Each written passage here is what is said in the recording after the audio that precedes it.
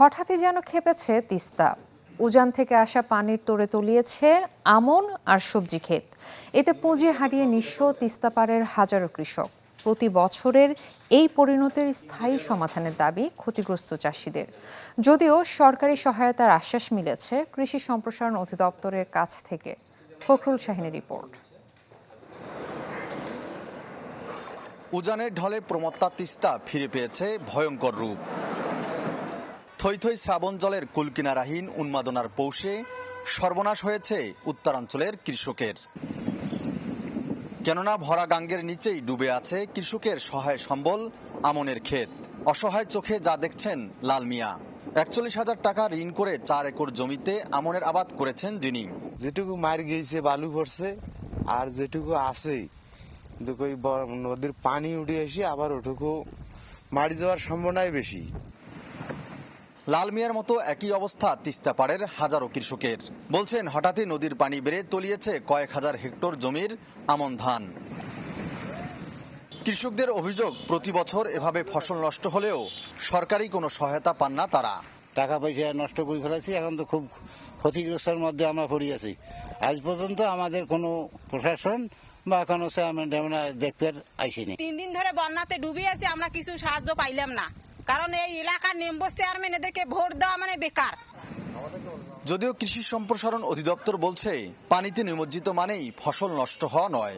শাকসবজি আংশিক ক্ষতি হতে পারে এবং আমনের যেটা রোপিত রোয়া সেটারও আংশিক ক্ষতি হতে পারে। তবে আমরা 2-1 দিনের মধ্যেই বুঝতে পারবো আর কি যে, এবং আমরা আশা করি যে ক্ষতি হবে না, কারণ পানির বৃদ্ধি স্থিমিত হয়ে গেছে।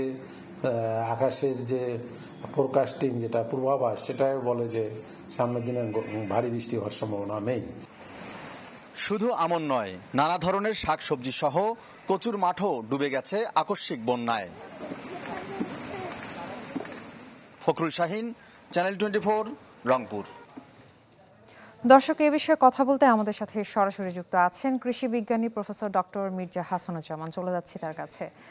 ডক্টর হাসানুজ্জামান, আমরা দেখলাম যে তিস্তার পানি বেড়ে রংপুরের কয়েক হাজার হেক্টর জমির আমন ক্ষেত তলিয়ে গেছে, সবজি ক্ষেতেরও একই অবস্থা। তো আপনার কাছে জানতে চাচ্ছিলাম, এটা তো আকস্মিক বন্যা, কয়েকদিন পর যদি পানি নেমে যায় সেক্ষেত্রে ফসলের ক্ষতি পুষিয়ে নিতে কৃষকদের করণীয় কি? ধন্যবাদ। আসলে উত্তরাঞ্চলে এখন বন্যার প্রকোপ দেখা দিয়েছে, এটা তো আসলে খুবই দুঃখজনক।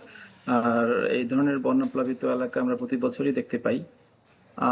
এখন আসলে মূলত কৃষকদের মাঠে যে ফসলটি আছে সেটি হলো আমন ধান, এবং অনেকে আমন ধান কেবল রোপণ করেছেন। তো তাদের এই আমন ধান অনেক অংশেই আমি দেখতে পাচ্ছি যে ওই এলাকায় এগুলো নষ্ট হয়ে গেছে, এবং এবং যার ফলে এই চারা লাগানোর পরে এই ফসলগুলো একটা ঝুঁকির মধ্যে পড়ে গিয়েছে। কারণ দীর্ঘ সময় যখন একটু পানির নিচে থাকবে বা পানিতে ডুবো অবস্থায় থাকবে, তখন অবশ্যই তার বৃদ্ধি থেকে শুরু করে পরবর্তী যে ধাপগুলো আছে এগুলো ক্ষতিগ্রস্ত হবে। এখনো এবং অনেক জমি কিন্তু একেবারেই নষ্ট হয়ে যাবে, যার ফলে নতুন করে আমাদের আবার এগুলো রোপণ করতে হবে। তো এটা আসলে নির্ভর করবে যে কতদিন এই বন্যাটা আসলে এখানে থাকবে তার উপরে।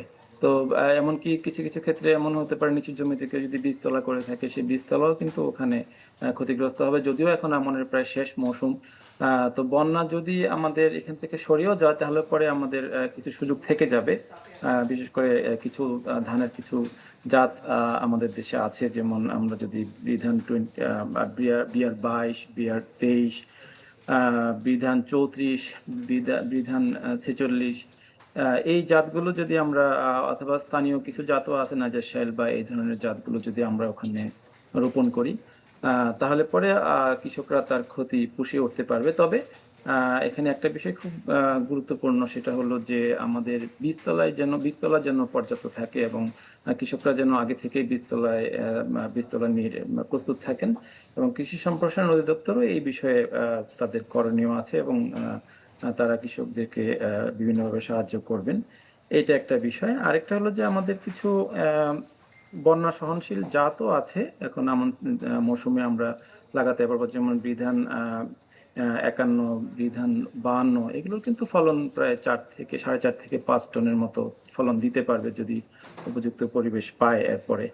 তো সুতরাং আমাদের কৃষকরা আবার আসলে এইভাবে চিন্তা করতে পারেন যাতে করে তার ক্ষতিটা কিছুটা পোষাতে পারে। তবে বীজতলার যে বললাম যে প্রাপ্যতা সেটা যেন নিশ্চিত করা হয়, সেটা গুরুত্বপূর্ণ। জি, অসংখ্য ধন্যবাদ আপনাকে। দর্শক, আমাদের সাথে এতক্ষণ যুক্ত ছিলেন কৃষি বিজ্ঞানী প্রফেসর ডক্টর মির্জা হাসানুজ্জামান।